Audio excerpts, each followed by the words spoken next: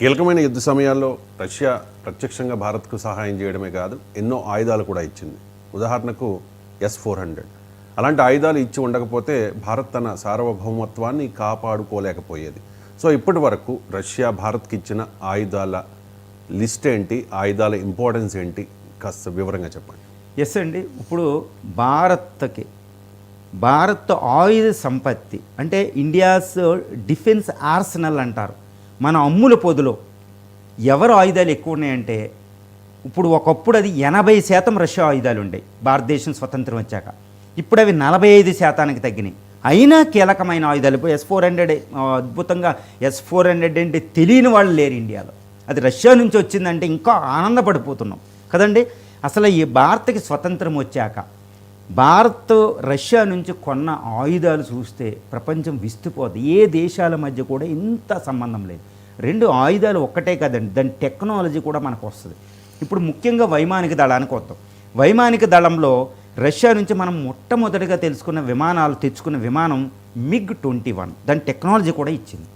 MiG-21 తర్వాత MiG-23, తర్వాత MiG-25, తర్వాత MiG-27, ఇప్పుడు MiG-29 తెచ్చుకుంటున్నాం. MiG-31 కొనడానికి సిద్ధంగా ఉన్నాం. ఇది MiG సిరీస్ అంటారండి. అన్ని సిరీస్ మనం తెచ్చుకున్నాం. తర్వాత దీంతోపాటు 1998, 97లో తెచ్చుకున్న విమానం Sukhoi 30 MK.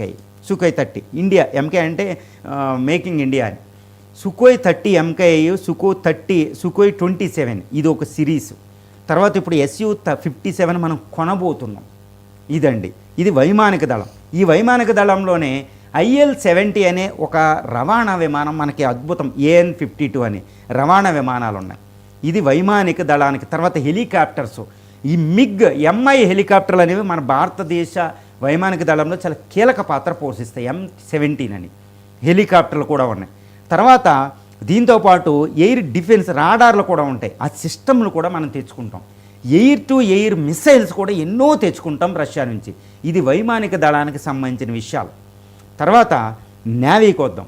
నేవీకి సంబంధించి వస్తే INS విక్రమాదిత్య అనేది UNS గోర్షకోవ్ అనేది తెచ్చుకుని దానికి ఒక రీఫ్యాబ్రికేషన్ చేసి దాన్ని బాగు చేసుకుని విక్రమాదిత్య అని పేరు పెట్టుకున్నాం. డైరెక్ట్గా వచ్చిందండి వైమానిక నేవీలో. తర్వాత INS అకులా అని ఒకటి ఉంటుంది. అకులా క్లాస్ న్యూక్లియర్ సబ్మైరైన్ మనకి లీజుకి ఇచ్చింది.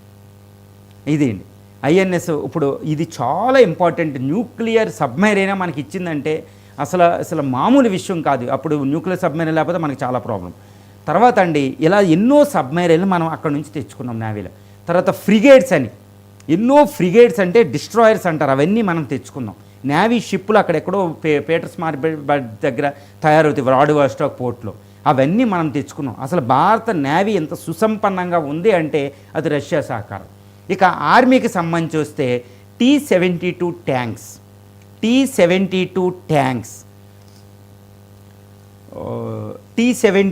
ట్యాంక్స్ ఉంటాయండి. ఈ T-72 ట్యాంక్స్ని ఇప్పుడు భీష్మ అని పేరు పెట్టుకున్నాం. అది ఎక్కడి నుంచి వచ్చింది? T-72 ట్యాంక్స్ రష్యా నుంచి తెచ్చుకున్నాం. ఎన్నో ట్యాంక్స్ని రష్యా నుంచి మనం తెచ్చుకున్నాం, అవునా కదండి. ఇలాగా ఎన్ని ట్యాంకులు ఉంటాయంటే ఆ ట్యాంక్స్ అన్నీ చాలా ఇంపార్టెంట్. తర్వాత land surface to air missiles అనేది ఒకటి ఉంటాయి. ఎయిర్ డిఫెన్స్ సిస్టమ్లు ఉంటాయి. ఇప్పుడు అదేవిధంగా మిసైల్ S-400 తెచ్చుకున్నాం.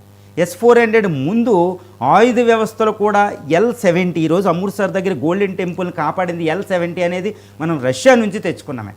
తర్వాత అవాక్స్ సిస్టమ్ ఇప్పుడు ఇజ్రాయెల్ తెచ్చుకుంటే ఆ ఫైటర్స్ను దాంట్లో బిగించేది కూడా అక్కడి నుంచే తెచ్చుకున్నాం.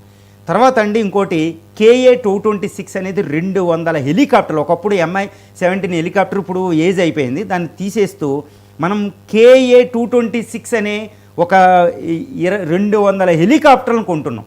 అవి భారత్లో కూడా 120 దాకా తయారైతే 80 అక్కడి నుంచి తెచ్చుకుంటున్నాం. చూసారు ఆ బంధం ఎలా ఉంటుందో. తర్వాత ఈ బంధం ఎలా ఉంటుందంటే డైరెక్ట్గా ఆయుధాలు కొనడమే కాదు, టెక్నాలజీ ట్రాన్స్ఫర్ చేయడమే కాదు, ఇప్పుడు జాయింట్ ప్రొడక్షన్ అనేది ఒకటి ఉందండి. ఇది ప్రపంచంలో ఏ దేశాలకు ఉండదు, అటు ఇజ్రాయెల్ అమెరికాకి తప్పితే. ఆ జాయింట్ ప్రొడక్షన్లో మన బ్రహ్మోస్ మిసైల్ ఇంత చెప్తున్నామండి. ఈ మాస్కో రివర్ అనేది ఒకటి ఉంటుంది, మాస్కో నది అని, మాస్కో దగ్గర మాస్కోవా అని. ఆ నది పేరు మన భారతదేశంలో ఉన్న బ్రహ్మపుత్ర రెండు కలిస్తే మాస్కోవా, బ్రహ్మపుత్ర అనే పేరు పెట్టాం మాస్కోవా అని. అది బ్రహ్మోస్. చూసారా ఆ బ్రహ్మోస్ మిరాకిల్ చూసామా. ఈరోజు బ్రహ్మోస్ లేకపోతే మన పరిస్థితి ఎలా ఉండను. ఇది తయారు చేసిన కంపెనీ రష్యా ఇండియా సంయుక్తంగా తయారు చేసిందే బ్రహ్మోస్, భారతది కాదు అది పూర్తిగా.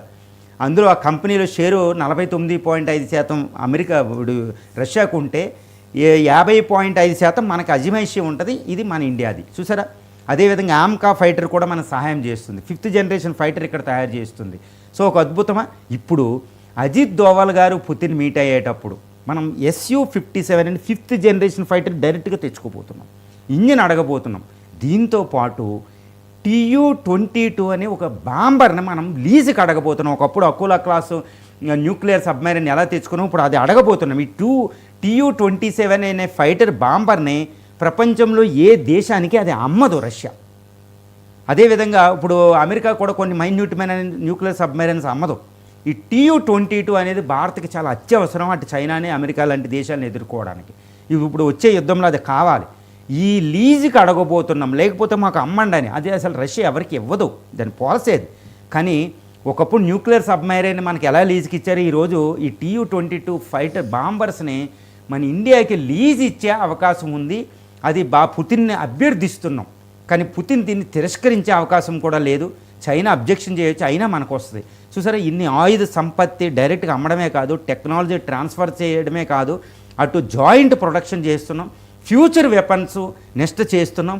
అటు కింజాల్ మిసైలు, అటు జిర్కాన్ అనే ఒక హైపర్సోనిక్ మిసైల్ టెక్నాలజీలో కొంచెం మనకు హెల్ప్ చేసింది. కాబట్టి మనం ఈరోజు మనం హైపర్సోనిక్ మిసైల్ కొంచెం తయారు చేస్తున్నాం.